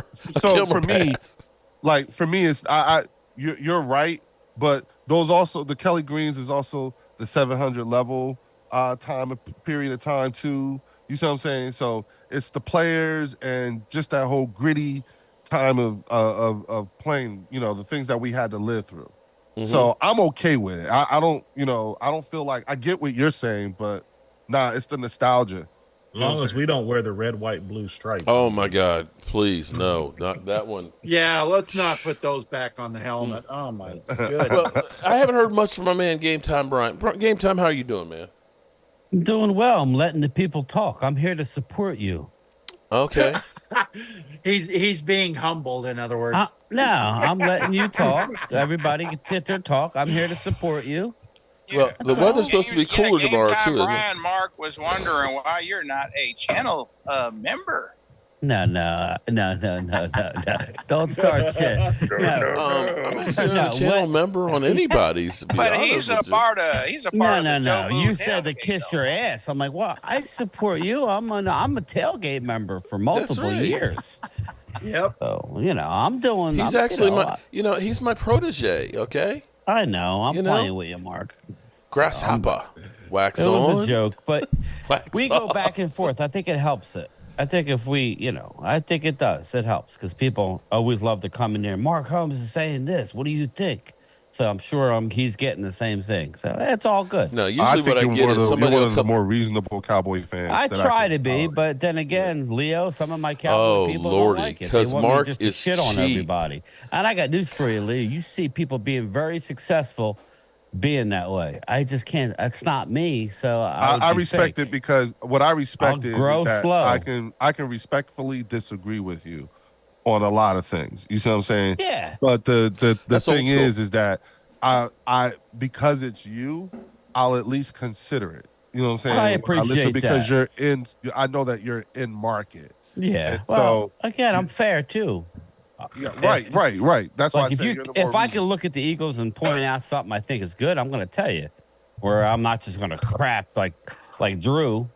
He literally crapped on everything Dallas. So it's like I lose my respect for a guy like that. Did you get my apology? Because I apologized to Mark and Troy and Wade and all what them. do you apologize for the Eagle fan that was on your channel last week? Oh yeah. That whole goal thing. Okay, yeah. Hey, we have some of those fans too. And he wants to start his Leo. This is funny. He wants to start his own YouTube channel. I'm like, that's why. That's why he did that. Yeah. And then I said, you know what? I said you would do good, but you just can't go around crapping. But then again, the Eagle fans like that. Look at Philly 500. So I don't know. I don't know what the answer is. But I would love to get in an argument with Philly 500. He always talks about the Cowboys choking. I'm sorry, Leo. I got to go down that road of talking about. Hold on, the Eagles are the more bigger chokers than the Cowboys. I'm not even going to go to. I don't want to do it in front of you, Leo. I just don't want to do it. No, it is what it is, man. Don't want to do it. What are you talking about? How are we the bigger jokers? He just means over the course of your. No, because Philly 500 is like, it's Cowboys choke season. they always start choking at a certain time of the Yeah, year. I was he like, does hold do up, that. man. The Eagles, all they've done is choked for 60 years. I don't want to hear nothing. Oh God. Okay. All right. Look, man. Sometimes I got to give you a warning. Fell on your face 3 times in the Super Bowl, and the only reason you got 1 ring is because of a damn Philly special. Chaboom. So bad menu, man. Damn. He went all ham on that one. You know what? I don't even have a response. To that was like, goddamn. You can't have a response to that He one. went deep on you. Well, yeah, right. Like, what do you say to that? Like, damn. Not much. You know, like, Just Well, I little. told Drew that. I told like Drew that. like game time. Did you hear how deep that came? That came from the That diaphragm. was that. I Yeah, told that Drew, was. I told Drew, look at the Super Bowl trophies behind me. Look at the scores. We don't need a Philly special to win a Super Bowl. We don't need a Philly special. You've been waiting to get that off, haven't you? You've been practicing. You've been waiting to get that off. I could tell. You've been waiting to say that to an Eagles fan for a minute. You know what I'm saying? Like that's why I said, look, hey, loyal diaphragm. That came from the diaphragm. That's how deep. Do you know how He terrible? said it? That was cold. Do you know how terrible Eagles fans are? I got Eagles fans. I was 3 of them. I used to work with. 2018, I left. Only time they contact me is after the Cowboys lose. It's the only time I hear from them. Yep. That's It's the a only rite of time I hear passage, from man. them. When you're born in this area, Crazy. you know, as an Eagle fan, it's a rite of think- passage, man. I think what you guys have to understand is that we're not going to impose ourselves upon you. You understand what I'm saying? You know, we're not going to impose what I told you a long time ago. We do subscribe to that whole "no one likes us and we don't care." Yeah. You know what I'm saying? Like that's real. That is real. You know what I'm saying? Which is why, you know, like and again, I said it. I said it early in this conversation. Look, bruh, Lane spoke. Lane Johnson spoke. I'm done. I'm good. That's why I can take what Wade says. I'm good. You know what I'm saying? Optimistically, I'm settled, the whole 9 yards. And the only reason why I'm saying that is because people who don't normally talk fucking talk and said some shit that was like, oh, okay, shutting up, right? You understand what I'm saying? You ever been put in your place? Like, hey. That's how I felt like as an Eagles fan listening to Lane Johnson the other day. I was like, all right, bet. I ain't gotta worry here about we me go. worrying Back about the team. Okay. All right, well, then you can just kick back and enjoy us in our misery because everything is perfect for you. Which is why I'm saying to you, like, bro, I'll be honest with you. You with everything y'all got going on right now, and the things that you know, like this money that y'all got to figure out how you gonna spend, who gonna get signed first. Now Micah and Malik Hooker fighting with each other. No, you know what? Your boy was going through it. Whoa. He Actually, just got off on some shit. Well, wait. Stop right there. Stop right there, Leo. First of all, that shit that Dak was going through was nothing to do with Dak Prescott, other than somebody trying to get paid. Okay, and the truth came out. He went through some shit, didn't he? He did actually. He didn't. All right, wait a minute. No, he didn't actually go through it. He was actually. Was that something? He came out from day one and said, "This is some bullshit." I understand. I know we at the end of it all. I know we got. It didn't change a damn thing about Dak Prescott. What Dak Prescott's doing. No. But all I'm saying to you is that was it something? Was it something that was happening during the offseason? Was it something? Regardless of what but the thing that you're going to gig us on is my quarterback said 95% and all hell breaks loose. The math ain't math in here, bro. In terms of severity. No, that's not the you know only what I'm saying? thing. Like, how about that linebacker things you had had? not worked out. If things had not worked out in the opposite direction, what was the bigger impact? The bigger impact was that. You know what I'm saying? No, actually, we don't hold it. We don't know what the impact is going to be with you and Kellen Moore because no. Hold up, no. I'm talking about. I'm comparing my quarterback's offseason to your quarterback's offseason. But here's the thing. And your quarterback went through some shit this offseason. Listen, that lawsuit had nothing to do with any play call, any formation, or any relationship with any player on the field. Your situation... Leo. These are not apples and oranges, bro. Because yours has a direct correlation every time a play goes off because of the play calling. Notice how the problem that you have with my quarterback is strictly football. I don't have a problem with my quarterback. That's kind of all that matters. There is no problem with my quarterback here. Exactly. Nice. Real nice. Which is why I'm checking out. Y'all okay. Like customer service. You know what? What's funny is we keep hearing about all these problems on the field, but somehow he seems to perform when he plays against you guys. I'm just doesn't saying. he? I'm just saying. What was it? 33 to what was it? 33 to what against you last time? I'm sorry. What was it? It was too much. Way too much to not enough. Oh, okay. So you mean you guys won the game because we couldn't get into the end zone at the last play the first time, but then you got mollywopped the second time by Dak Prescott. Is that right? Is that so? You just now it's just we just didn't score enough points. You mean you got your teeth kicked in by the Cowboys and everybody else? Yeah. So you talk like as if you swept us. No, we split. You won one game. From where I'm looking, the way you are sitting there equating and saying that Dak Prescott's having somebody suing him or extorting him is the same as Kellen Moore and Jalen Hurts not being on the same page, bro. Pass the Dutchie. Hold on. You talk more about Kellen Cocaine's a hell of a drug. and Jalen Hurts than you talked about what was going on with your quarterback. You know what? Because here's what I know. Here's what I know. My quarterback is going into the same system he was in last year where he threw 36 TDs and only 9 interceptions. Your quarterback's team went downhill, losing 6 of their last 7 and literally looking like ass. The team that you joked us about losing to, you turned around and lost to when shit was really on the line.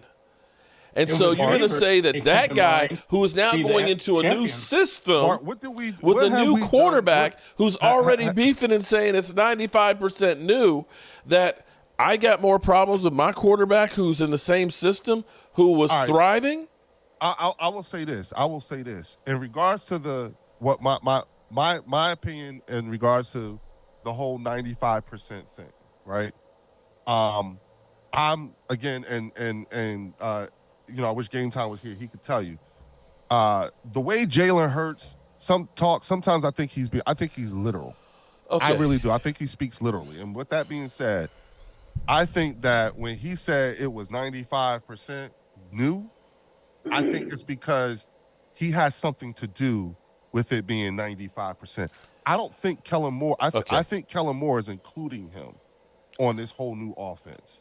If you're not including him on the, you're in worse shape than I thought. If you're not including, okay. How about this? I will say this is that what I'm saying to you is that I think that Jalen is much more involved in this whole new offense than he's probably ever been in any other time in the 4 years that he's been in the league. And so when he said 95%, I don't think he was saying it as a dig or as a negative.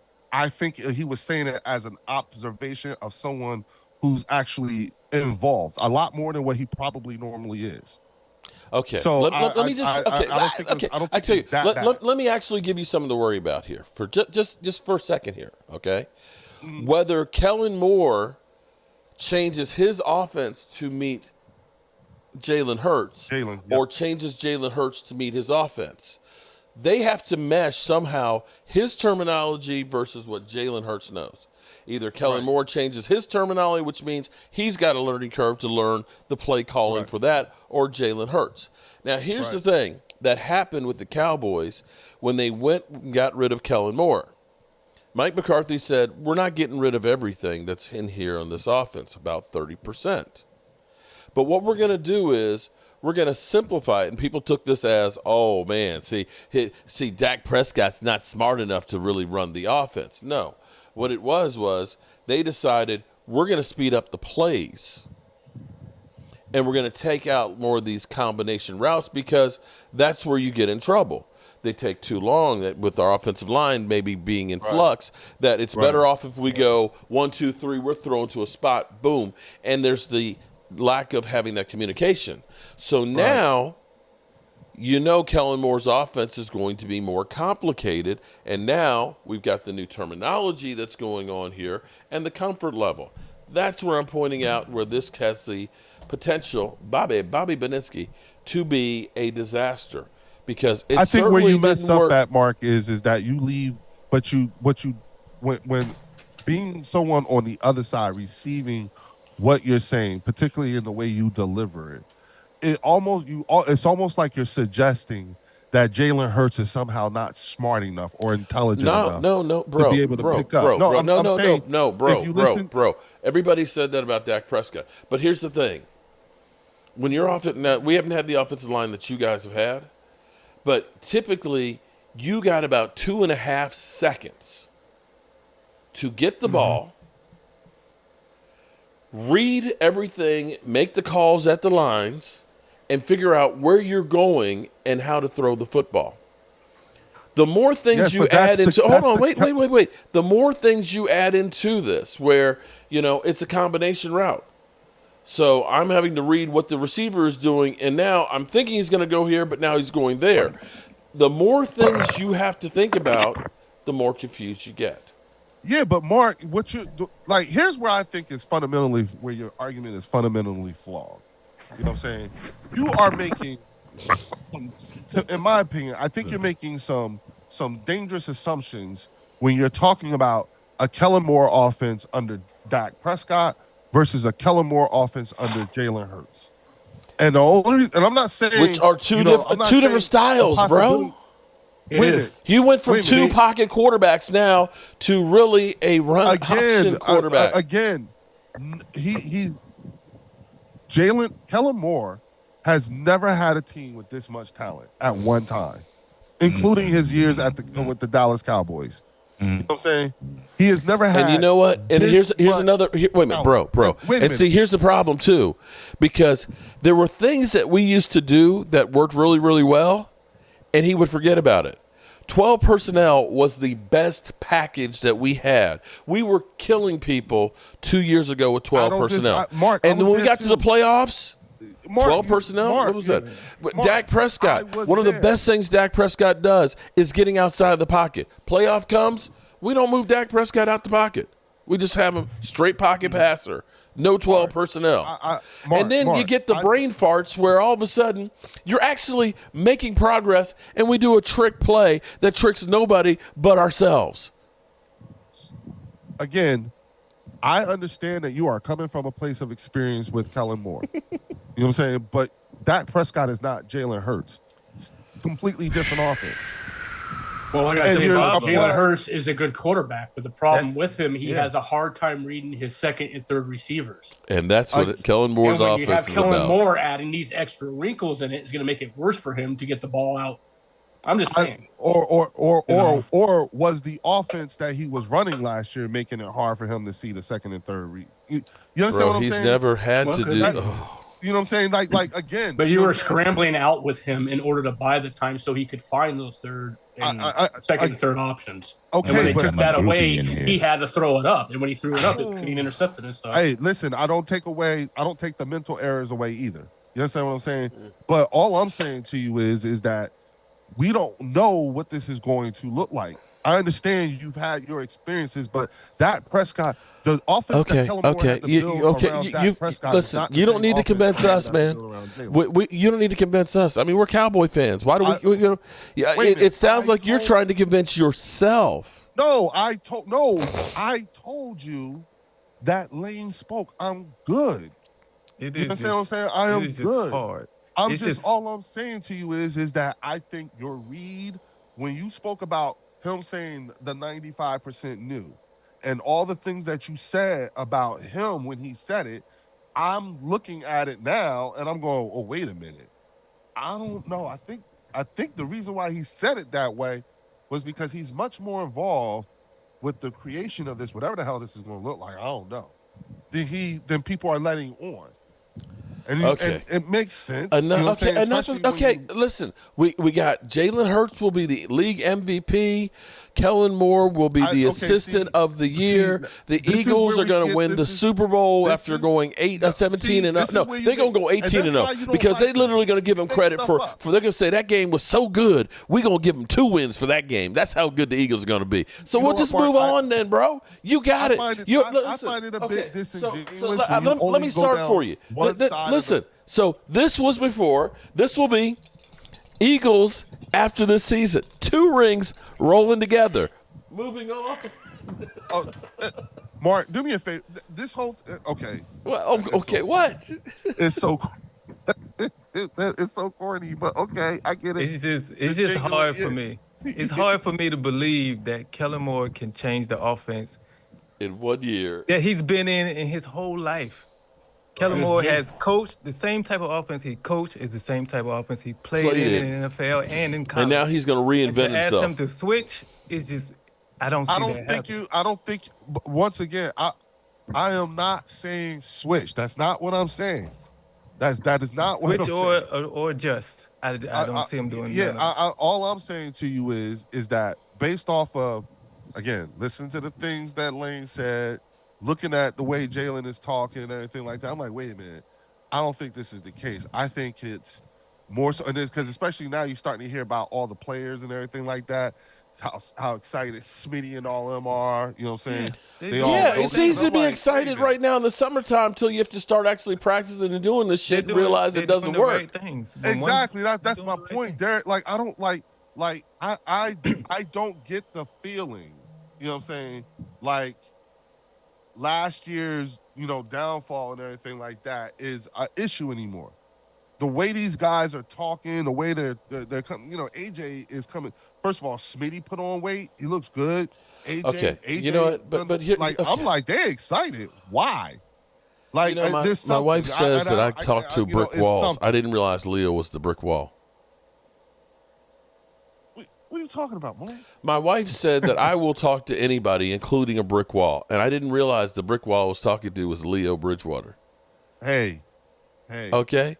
No. Okay. So Leo, this time last year, coming off of almost winning the Super Bowl, I'm sure you didn't have any feelings that the Eagles are going to lose 6 or 7 games and look like an embarrassment in the NFL. I told you, if you want to see what it looks like week after week, it's all on my IG page. I'm saying I'm good now because Lane Johnson. Of course, everybody is excited right now. Everybody's 0-0. Everybody's got hopes except for the Commanders of being the Super Bowl champions. Okay, everybody feels good right now. We've seen OTAs. Man, this guy he's humming and all that. Hell, we had what was the the dude that was like 6'7" wide receiver we had 2 years ago, and he was like really tall, and he had the one-handed Odell Beckham catch in the corner of the end zone. We're like, oh man, that guy, he's a baller. Didn't even make the team. Wow. And that's right after we lost Amari Cooper and everybody else. Everybody's excited about everybody at this time of year. It doesn't mean that it's going to happen. Hell, the Giants were like this time last year. Man, Danny Dimes, man, he's finally turned the corner. We go, we got a playoff win last year. And what the hell happened to him? So, Mark, I'm going to go back to my original question. See, Mark, that's the reason I don't get excited about nothing no more. Right. Okay, so here's my original question. If the Eagles at the end of the regular season, if the Eagles are 12-5, 13-4. Oh my God! Now he's going 13-4. No, I'm saying 12-5 or 13-4, either way. You know what I'm saying? Is that not still a scary proposition for you guys? Sure. Going into the but playoffs, it's not going to happen, bro. Yes, bro. It is a scary proposition. It would be a scary proposition because this is the first year in Kellen Moore's offense. So if he can go 13-4 first year in the offense, then what is it going to look like second, third, fourth? Right. So yes, it's a scary proposition. Thank you. That's all I needed. Thank you, Andy. Well, okay. And if the second year of Dak Prescott with Mike McCarthy and they go 14-3. I'm sorry, 14-3. Isn't that a scary proposition? I mean, a bunch of UFL you players. Okay, no. I mean, you could. I could say the same thing. It wouldn't be scary if the Cowboys were 14-3 with the schedule that they have, first place schedule. Okay, The I'm just only saying, reason why Philly would be a little bit more scary than Dallas is because Philly has been there recently. Dallas hasn't. I mean, I'm gonna keep it a buck. Okay, that's true. True. All right. Well, on that note, the most stable team on offense as far as coordinator and quarterback. Yeah, we just got to get our shit together in the playoffs. Yeah, that's when it matters. Put up or shut up. But I still look at you can call me a Dak fan or whatever, but I still look at it and say, when we can't put a linebacker out in the playoffs, when we've got running backs that are limping down the field, when we've got a Jason Peters having to fill in because we don't have offensive linemen. And he only gave you one game, right? No, he played a couple of. He play about 15 to 20 plays in a game. He played in about 5 or 6 of them. But the point being is that's when it's money ball, and you don't have some of your best weapons that are able to perform. And when you don't have that, it's hard to win, especially when you're playing against elite talent with everything on the line. That's the one thing I have to give the Eagle credits for. When they lose a player or two in the position, they're out there making calls and trying to do the best thing possible, no matter what it costs. And the same way the Rams went out and said, you know what, we need a Von Miller. We need to get an Odell Beckham Jr. in here to try and help, even though they had a lot of weapons already for Matthew Stafford. We, unfortunately, are the team that says we're going to do more with less. So I don't know how you can blame anybody other than Jerry Jones. They're in the damn playoffs. It's either win or don't. I don't care what seed we are. At this point in time, if you can't put it together in the 4th year you make it and win, and do something, then I don't know what to say. Chris, New York did it as a damn wild card team, bro. Well, I know that. I'm just, you know what I'm saying. That's what my point is. Like it doesn't matter. You gotta go in there. You gotta play. I'm saying, even as an Eagles fan, I'm saying you're not being unreasonable for saying you're right. You're not being unreasonable for saying it the way that you're saying it. You should expect that. I know I have those kind of expectations at minimum. I mean, come on, damn. You know what I'm saying? So again, but I appreciate activity, Mark. Something ain't go right, fix it. Let's go. I want to sit here. Right, so anybody else besides Leo want to have final thoughts here before we get out of here? Leo, he never has any final thoughts. His thoughts just run on. It's like diarrhea. Just, like you went to Chipotle and got a double meat and everything else and all that, okay? It's just like, okay, so anybody else have final thoughts? I'm in the checkout line. You in customer service, Mark. Oh, Lord. Yeah, and your cards declined. One more thing on Kellen Moore saga. Kellen Moore don't feature your star receiver. Mm-hmm. Run the system. That's why CeeDee Lamb was never the number 1 receiver when he was there with the Cowboys. Mm-hmm. He didn't get started. He didn't start getting targets until Mike McCarthy took over. Yep. At this point, I'm gonna just let them wait and see. I'm tired of telling y'all about Kellen Moore. I'm gonna just wait and see, and laugh. You just don't know. You just don't know. If somebody was living in my house, being nasty, acting funky in here, and then they moved in with you, I'm just say, hey, I told you, I warned you, and you still let them move in. Now I'm gonna just sit back and watch the destruction. This is it. Derek, can we go down the other rabbit hole? Since y'all took me down this rabbit hole, can we go down the other rabbit hole? I could have sworn I said anybody but Leo. What if it works, Mark? Then you know what? Then I will be the one to say I was wrong about Kellen Moore.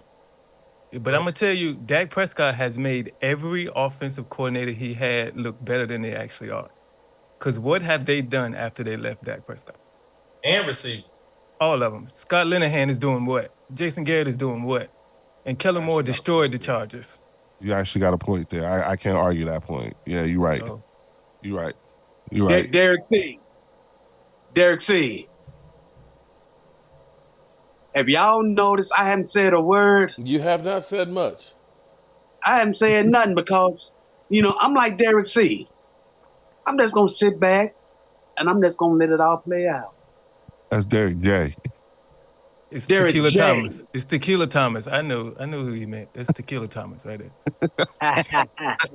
I'm just gonna sit back and I'm just gonna let it all happen because if y'all remember, everybody thought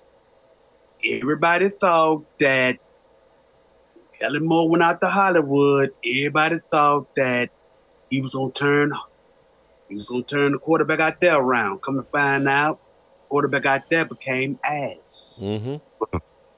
So I'm just gonna sit back.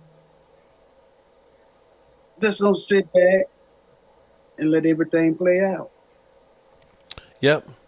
And I actually have an interesting take here too, because see, Jerry Jones was part of the negotiations for the CBA and things, and Jerry Jones was part of the lawsuit with DirecTV. And the thing is, and this is where I know people probably will start running with this, but see, basically that $4.7 billion isn't actually 4.7. It's actually 3 times that, which comes out it's to like 14 or 12, something like that. Yeah, it's like 14 and some odd, which comes out to about $430 million per team. Right. Now, here's the thing about the NFL is the way the salary cap works is 48% of the gross revenue is players. 52 is the owners. Mm-hmm. So if we're talking about $450 or $440 million, the player share of that is about $212 million. Okay, right? You think the NFL is going to say we're just going to pay that and we're not going to change the salary cap? Will they go through and say, you know what, we're going to take this big hit? It may be years down the road because they're going to appeal it, but at some point, you're going to have $400 and some odd million potentially that you got to pay. And this may be where Jerry Jones has seen this thing coming down the tailpipe, and he's playing accordingly, knowing that this shit is going to hit the fan. So what happens if all of a sudden next year the NFL proactively says, you know what, we're going to start saving this money just in case, and we're going to put this on our books now. And now we're going to take, say, 5 years to pay off that $200 million, and all of a sudden the salary cap drops by $50 million a year. And that means there's some teams that are going to be screwed that just paid a whole lot of money. Right. You know what I'm saying? Well, and Mark, didn't a few teams start selling off fractions of ownership? Yeah, Cowboys did. The Cowboys are actually, if you got some money, that you can be a partial owner. Yeah, you're not getting 51%, but yeah, right. They ain't gonna listen to us. Mm-hmm. Yeah, and same thing with the Falcons too. Mm-hmm. Yeah. So it sounds to me like they were the it's gonna be your money that's paying. Yeah, thank you for that. We're just gonna pay this fine and stuff for it. Yeah, out of your mind money. you, Kansas City is making that push to try to get that new stadium built. Mm-hmm. You know what I'm saying? Buffalo's working on theirs. Yeah, see what I'm saying? And even the Commanders are putting some money, because this is crazy. FedEx Field, their contract is until 2027, and I'm looking at that thing every year, and it's like, I don't know if this place is going to still be standing there. But they're actually putting some money in there to kind of prop it up and make it a little bit more palatable for the next couple of seasons. Are they going back to RFK Stadium? That's one of the sites that's on the books. DC has now gotten that turned back over by the Park Service, and they're making a push. Although there's a site in Maryland that's right across from the MGM. It's a farm park that's historic. That would be great sight lines and stuff, and it's right there on the Beltway. Although I'm not sure I'd want it there, but as long as it's not in Virginia, my tax dollars aren't going for it, I'm good. I used to live in Alexandria.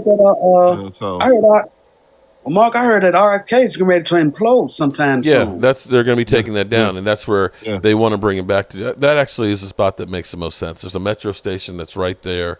Yep. It's on the waterfront. That area is beginning to be revitalized and things. And when you look at what happened around Nats Park and stuff, where it used to be, the crackheads and the drugs and the strip clubs, and now it's high-priced condos. They redid the bridge in there. It's changed completely. Gentrification. They gentrified They really did, and that's what's old is new. Yeah, and I was working at the Pentagon when the Nationals had their first season at that new spot and saw the change happen rather suddenly too. Yeah. So and RFK Stadium is where they have the National Cannabis Festival, y'all. Hey. All right. Well, with that being said, anybody else with final words before we get out of here? I got some work I got to do. Any spots left on fantasy, Troy? Sorry, I've been kind of muted the whole time. Yes. It's like Leo's talking now. Ain't no point in my microphone being on. Exactly. That's the way it is. Yes, we still have some spots on fantasy. Okay. Damn, when do we have to start working on that? Hey, Mark, what were the numbers on your hat or the names? It is Drew Pearson, definitely, because I have. And Alvin Harper? No. Alvin Harper? No. Yeah. Alvin Harper is 82. Alvin Harper wore number 80. No. No, he went to 80. It might be Doug Cosby. 82. It might be Doug Cosby. Alvin Harper never wore 82. Not while he was with the Cowboys. Drew Pearson wore 88. He had 80, then he changed to 88. It's not. You sure? Hey, Alvin Harper couldn't have had 88 because the Playmaker had 88. I didn't say Calvin Harper had 88. I said Drew Pearson. Oh, well, he was Drew Pearson was the original 88. Yeah. He technically wasn't the original one. A kicker had 88 before him the year before, and he's like, no, I'm getting that number. That's the story he told 80, me. Well, okay. He had 80 and somebody else took it. He took 88. Nah, he took 88 from what used to be a kicker. I think it was a kicker. Okay. Reason I said it might be Alvin Harper because they complimented each other when they won a Super Bowl.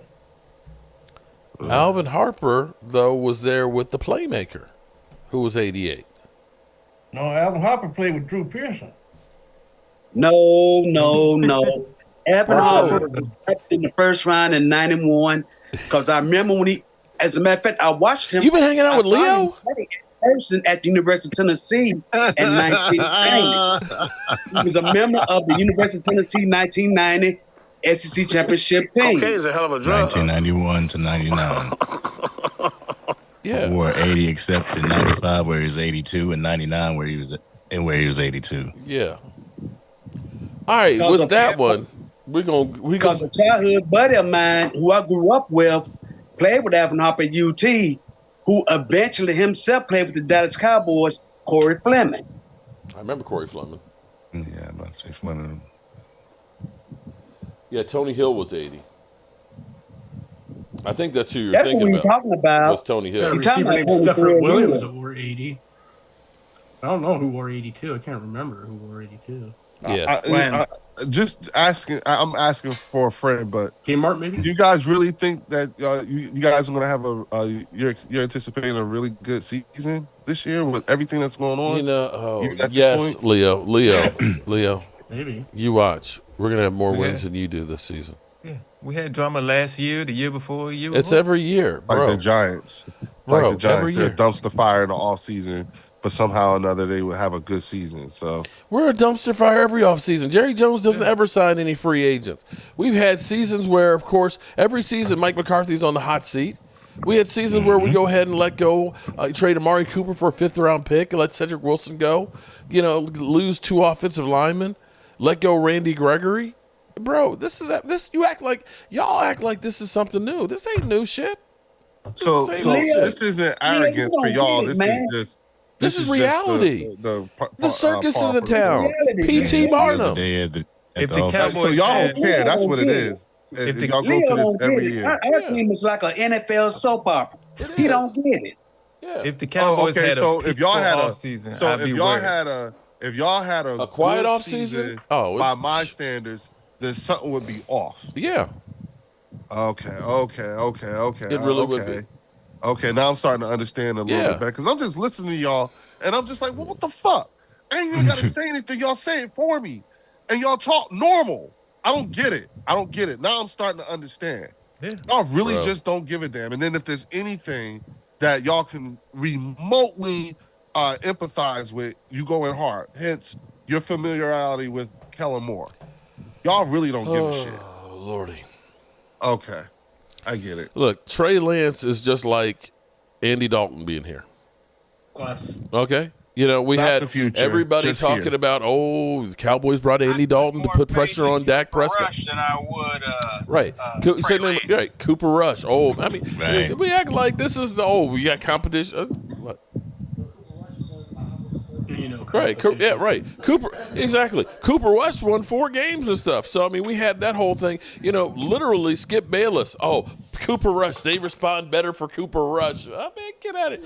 Bro. They adjusted the game for Cooper Rush is what they did. You know, here it is. Every year, you know, we got Mike McCarthy drama. Mike McCarthy's been on the hot seat every single year. This is normal. Yeah. Every year, everybody's trade Dak, get rid of Dak. Dak sucks. I mean, bro, it's like if we weren't hearing all this, we'd probably go crazy.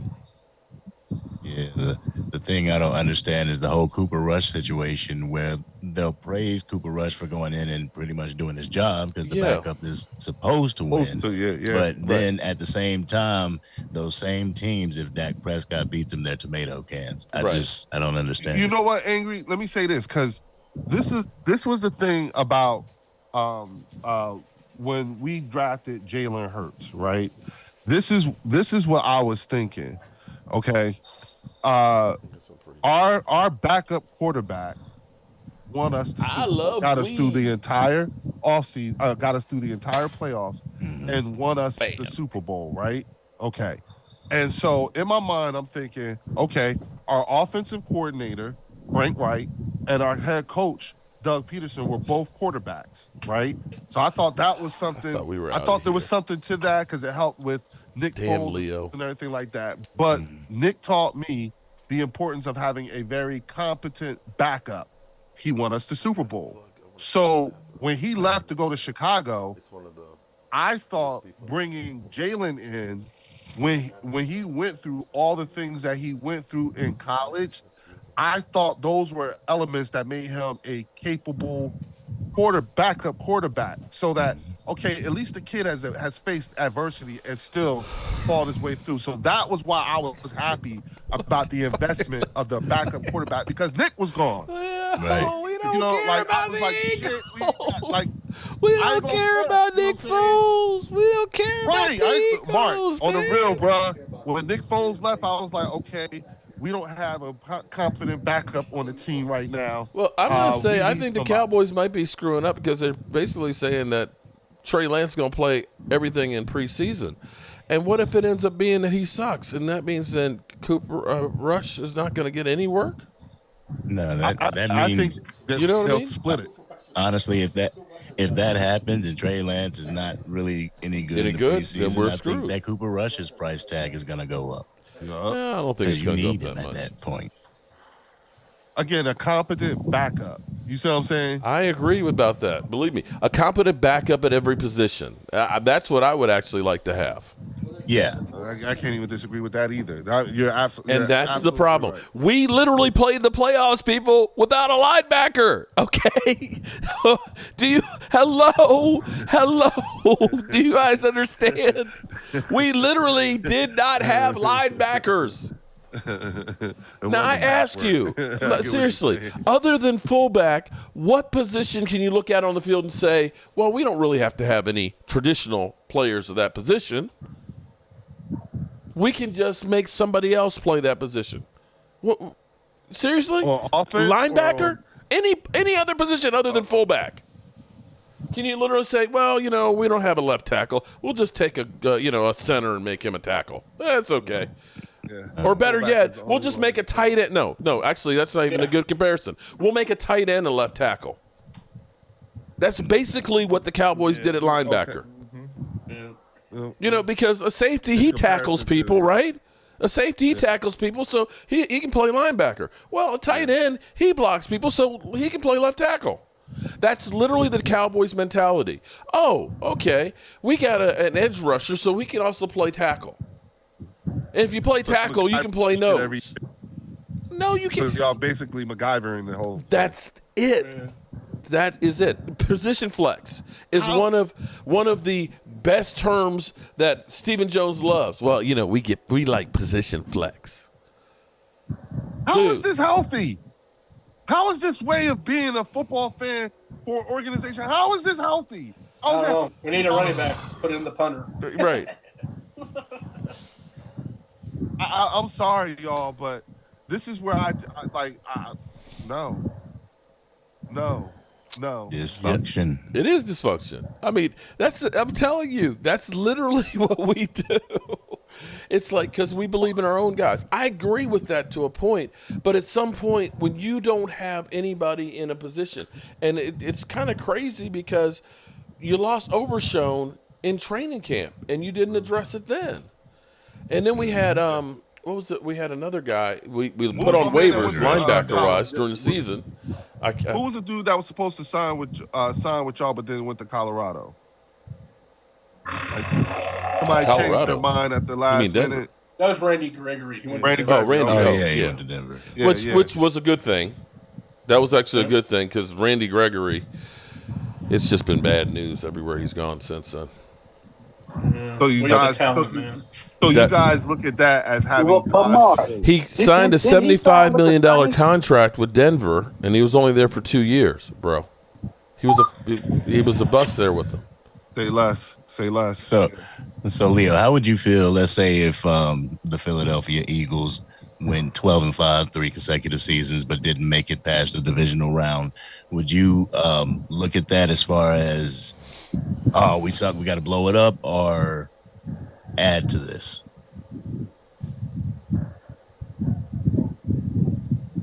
If I went 3 years, 12-5, and we didn't make it past the divisional round, yeah, somebody got to go. Somebody got to go.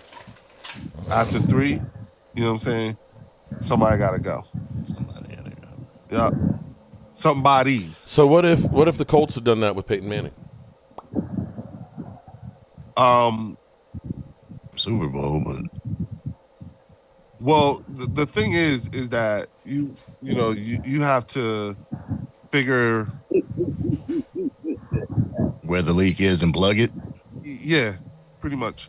Well, we can look at it and say the leak is definitely linebacker, running back right now, defensive line, but we ain't plugging shit.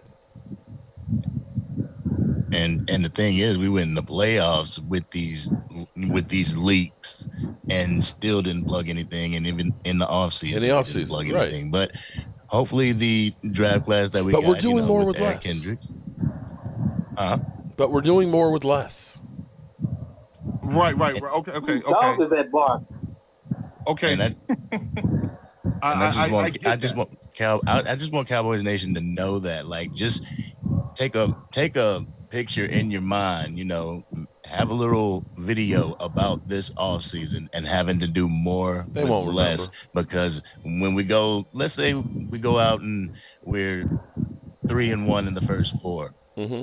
Oh, it's playoff time. Right. Remember your off season. Yep. Don't blame don't blame it on a Dak Prescott or a Micah Parsons or CD Lamb or a Micah Parsons. Right. Look at your off season front office. There you go. And with that being said, we've gone way, way, way into overtime. I need to cook dinner and I need to do some stuff here around the house because I got a hellacious honey-do list to do. So, honey, I'm ready to do. Are you? Oh, Lord. And with that one, Mark Holmes, the son of John Holmes, has ever had Stephen Jones on 4 times on his show? Who in the world is Mark Holmes? Will somebody please tell me? By the way, King Dick back here, and so before we start this video, you gotta leave Philly. I gotta get this put them together. mother humping thing out of the way. Mark Holmes is my. That's part of the reason why he has such a hard time with Philly is because